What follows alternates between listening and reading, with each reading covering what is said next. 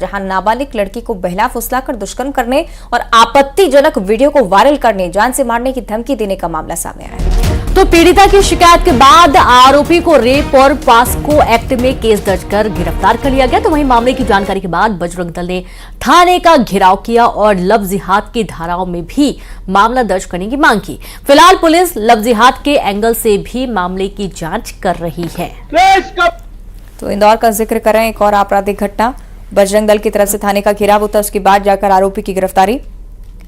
इंदौर का ये पूरा मामला, नाबालिग लड़की को बहलाकर पहले दुष्कर्म, उसके बाद उसका आपत्तिजनक वीडियो बनाया, वीडियो वायरल करने की धमकी देता रहा आरोपी, जान से मारने की धमकी दे रहा था।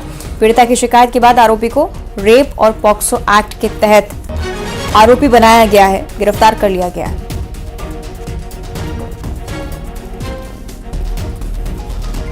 दुष्कर्म का मामला सामने आया है जिसमें जो पीड़िता है जो कि नाबालिग बच्ची है, तो उनके पिता की रिपोर्ट पर से ये मुकदमा कायम किया गया है। इसमें उसके बारे में बताया गया कि जो उनके पास आज परिचित था और उसके साथ परिचित था, तो उसके साथ जब मित्रता हुई तो उसको गला फुसला कर उसको वहाँ बिचौली मर्दाना के होटल में ले गया। और वो होटल है कहाँ का रहने वाला आरोपी, परदेसीपुरा थाना क्षेत्र का रहने वाला आरोपी। तो ये इंदौर की घटना, जिसे लेकर पुलिस की तरफ से भी कहा गया है कि जो आरोप लगाए गए हैं उनको लेकर तथ्य भी खंगाले जा रहे हैं। आरोपी की गिरफ्तारी हालांकि हो चुकी है। तो युवक पर नाबालिग से रेप का आरोप है। बहला फुसलाकर पहले तो दुष्कर्म किया गया, उसके बाद आपत्तिजनक वीडियो बनाकर उसे वायरल करने की धमकी देता रहा।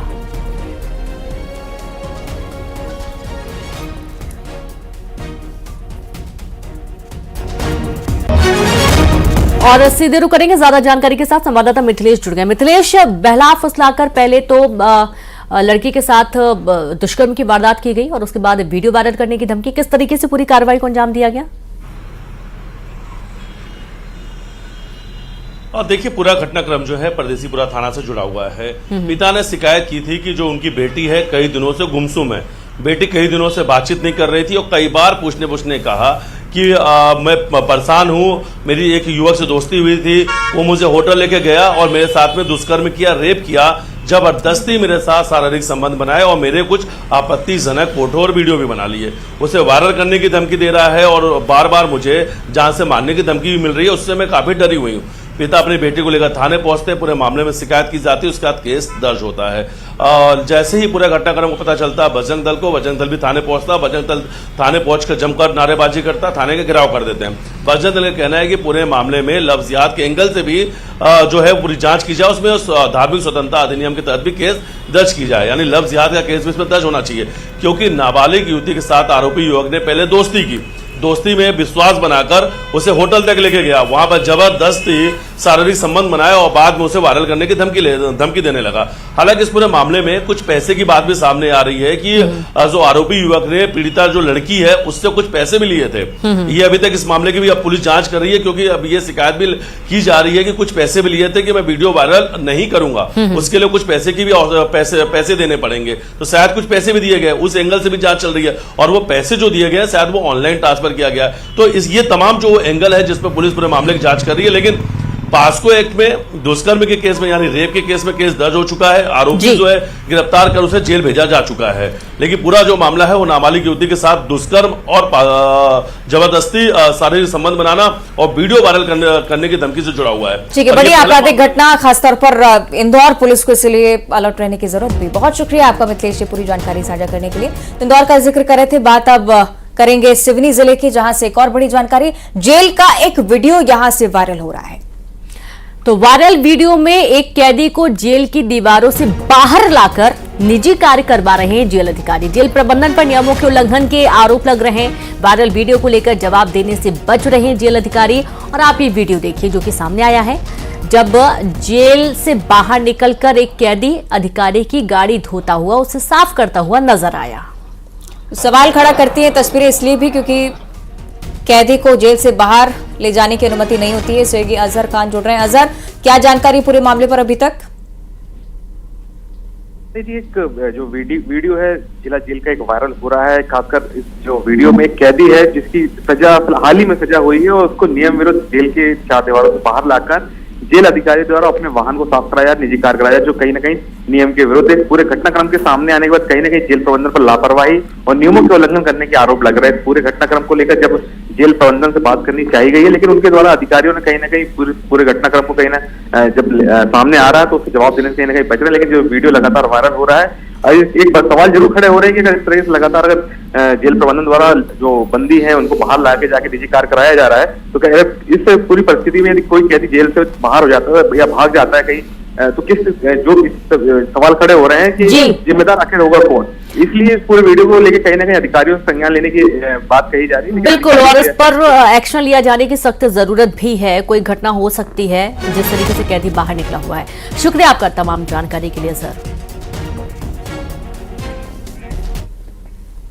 और अब बात करेंगे खंडवा में 9 और 13 जनवरी को हुई 2 युवकों की मौत के बाद मामले में बड़ा खुलासा हुआ। पड़ताल में सामने आया कि दोनों भाइयों की मौत कीटनाशक मिला शराब पीने से हुई है। शराब की बोतल में इनके ही भाई ने कीटनाशक मिलाया। जमीन बंटवारे को लेकर पहले से विवाद चल रहा था। रुपयों को लेकर संदीप पाल ने शराब में कीटनाशक मिलाई, दोनों भाइयों को पिला दिया। इलाज के दौरान दोनों भाइयों की मौत हो चुकी है। अब शराब की बोतल में कीटनाशक मिलाने वाले आरोपी पुलिस गिरफ्त में आ चुके हैं।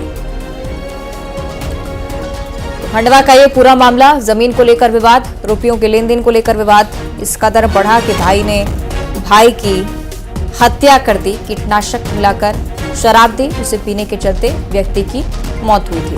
हालांकि पुलिस की तरफ से फौरन संज्ञान था इस पूरे मामले को लेकर और आरोपी की भी गिरफ्तारी।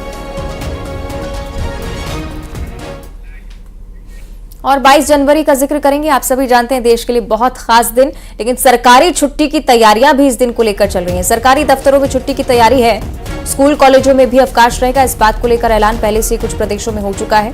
शासकीय उपक्रमों में अवकाश रह सकता है और सरकारी दफ्तरों में अवकाश को लेकर भी हो सकता है कि जानकारी आपको देखने को मिले। सूत्रों के हवाले से यही जानकारी है कि 22 जनवरी सरकारी छुट्टी मध्य प्रदेश में हो सकती है। अब चूंकि मुख्यमंत्री के ऐलान का इंतजार है, तो ऑफिशियली जब तक मुख्यमंत्री की तरफ से कुछ नहीं कहा जाता है तब तक महज ये कह सकते हैं कि हो सकता है इस ओर निर्णय लिया जाए।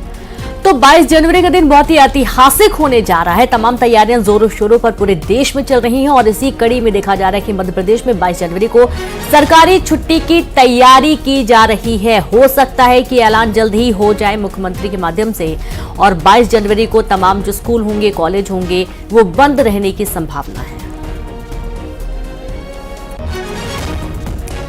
मध्य प्रदेश में पहले से ही 22 जनवरी ड्राई डे घोषित हो चुकी है। हो सकता है कि सरकारी दफ्तरों में भी अवकाश का ऐलान मुख्यमंत्री की तरफ से हो।